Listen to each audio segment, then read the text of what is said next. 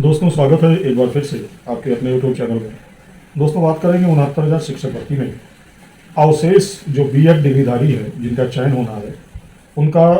तथ्य कितना है मजबूत, और क्या जो ऑर्डर आया है क्लैरिफिकेशन एमपी का उसका उनके चयन पर कोई प्रभाव पड़ेगा। तो डिस्कस करेंगे सब कुछ इस वीडियो में, तो बने रहिए वीडियो में अंत तक मेरे साथ बिना वीडियो को स्किप किए हुए। और यह दोस्तों पहली बार इस चैनल से जुड़ रहे हैं और आगे भी चाहते हैं कि इस चैनल के माध्यम से लगातार महत्वपूर्ण और ऑथेंटिक अपडेट आपको बिना रुकावट मिलती रहे, तो चैनल को सब्सक्राइब अवश्य कर लें ताकि मेरे वीडियो के नोटिफिकेशन आप तक बिना रुकावट पहुँचते रहें। अब दोस्तों जैसा कि आप जानते हैं कि 11 अगस्त 2023 को सुप्रीम कोर्ट ने बीएड डिग्री धारकों को प्राथमिक शिक्षक पदों के लिए अयोग्य घोषित कर दिया है, और जिसमें बात किया जाए कि अभ्यर्थियों की और मौजूदा प्राथमिक शिक्षकों के बीच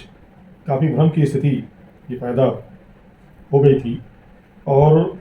अगर हम बात सुप्रीम कोर्ट की करें तो उसने अब ये स्पष्ट कर दिया है कि अगस्त 2023 के फैसले से पहले भर्ती हुए लोगों पर इसका कोई असर नहीं पड़ेगा और उनकी नौकरियां सुरक्षित रहेंगी, और इसके विपरीत जो लोग फैसले के बाद इसमें शामिल हुए हैं उन पर इसका प्रभाव नहीं पड़ेगा। अब बात करते हैं यूपी की 69,000 शिक्षक भर्ती में जो अवशेष बीएड अचयनित है, जो उत्तरकुंजी में है और कहीं ना कहीं आरक्षण मामले में है, उनमें वापो की स्थिति बनी हुई है कि क्या कहीं ये ऑर्डर उन पर प्रभावी होगा।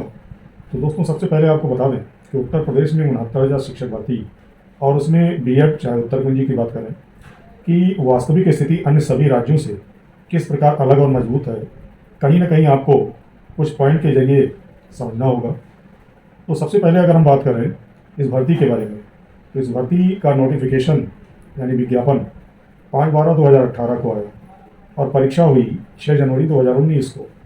और जो पहली ज्वाइनिंग हुई पहली लिस्ट की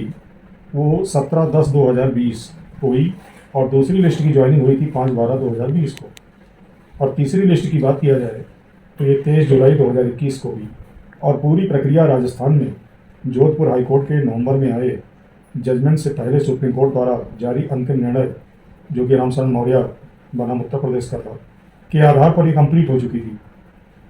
और उस जजमेंट में पूरी तरह से उस समय की परिस्थितियों के आधार पर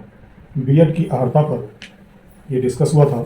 साथ ही साथ 69,000 शिक्षक भर्ती में किसी भी हाईकोर्ट द्वारा ना तो उस समय कोई अंतरिम आदेश दिया गया था और ना ही ये भर्ती सब्जेक्ट टू आउटकम थी। साथ ही साथ आपको बता दें कि 69,000 शिक्षक भर्ती में माननीय इलाहाबाद हाईकोर्ट द्वारा, अगर हम उत्तर कुंजी की बात करें तो 25/8/2021 को 343/2021 यानी Abhishek Srivastava versus state of UP पर एक गलत प्रश्न पर नंबर प्रदान किया, और जिसमें अंतिम चयनित गुणांक के आधार पर नियुक्ति देने का आदेश हुआ। और उस समय बीएड की योग्यता के खिलाफ राजस्थान हाईकोर्ट का आदेश भी नहीं आया था। और उसी क्रम में आपको बताते चलें कि जो अभिषेक श्रीवास्तव यानी उनका जो आदेश है 343/2021, इसके रिजल्ट होने के बाद विभाग ने थर्ड काउंसलिंग करवाई, और जिसमें की गई नियुक्तियां इसी आदेश के अधीन थी। फिर भी विभाग ने ना तो पद ही होल्ड किया और न ही न्यायालय के आदेश का सम्मान ही किया, जबकि उन्हीं के साथ उत्तर कुंजी अभ्यर्थियों को भी नियुक्ति मिल जानी चाहिए थी। तो दोस्तों यदि थर्ड काउंसलिंग के बीएड अभ्यर्थी पात्र हैं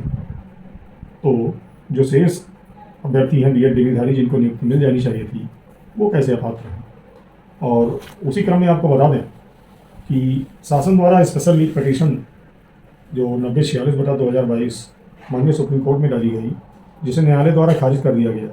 और जिसके क्रम में 9/11/2022 यानी 9 नवंबर 2022 को माननीय सुप्रीम कोर्ट ने उच्च न्यायालय के आदेश को सही ठहराते हुए उस पर अपनी अंतिम मुहर लगाई। तो कहने का मतलब यह है कि जो उत्तर कुंजी में अभ्यर्थी हैं उनकी सेवा शर्तें 11/8/2023 के जजमेंट के बाद की कैसे हो सकती है। कहने का मतलब यह है कि विभाग की लापरवाही या किसी की भी लापरवाही, उसकी सजा अभ्यर्थियों को क्यों मिले। और आगे अगर हम बात करें तो कहने का मतलब यह है दोस्तों कि यदि भर्ती और विज्ञापन जिसकी बात मैं कर रहा हूँ और जिस पर चयनित जो अभ्यर्थी हैं वो सेव कर दिए गए हैं, तो यदि विज्ञापन सेव है तो समान योग्यता रखने वाले अभ्यर्थियों जिनकी नियुक्तियां पहले हो जानी चाहिए थी के साथ दोहरा मापदंड क्यों होगा। कहने का मतलब दोस्तों आपको बता दें कि आपके पास चूँकि आप प्रारंभ से ही कोर्ट में अपनी मांगों को लेकर जा चुके थे, तो आपकी नियुक्ति पर कोई प्रभाव पड़ने वाला नहीं है। लेकिन यदि कोई विषम परिस्थितियां आती हैं तो आपको पैनी निगाह रखनी होगी और शासन से लेकर अन्य बिंदुओं यानी अन्य विकल्पों पर भी नज़र बनाए रखनी होगी। और यदि कोई ऐसी चीज़ें आती हैं तो मैंने जो पॉइंट आपको बताए वो आपके पक्ष में काफ़ी मजबूत पॉइंट है। और मानिए अगर आवश्यकता पड़ती है तो मानिए उच्चतम न्यायालय आपके साथ भी अनुच्छेद 14 के तहत आपको न्याय अवश्य देगा। तो परेशान होने की आवश्यकता नहीं है, बस सजग रहिए और चीज़ों पर निगाहें बनाए रखिए। तो मिलते हैं नए तथ्यों के साथ एक नए वीडियो में, तब तक के लिए बहुत बहुत धन्यवाद।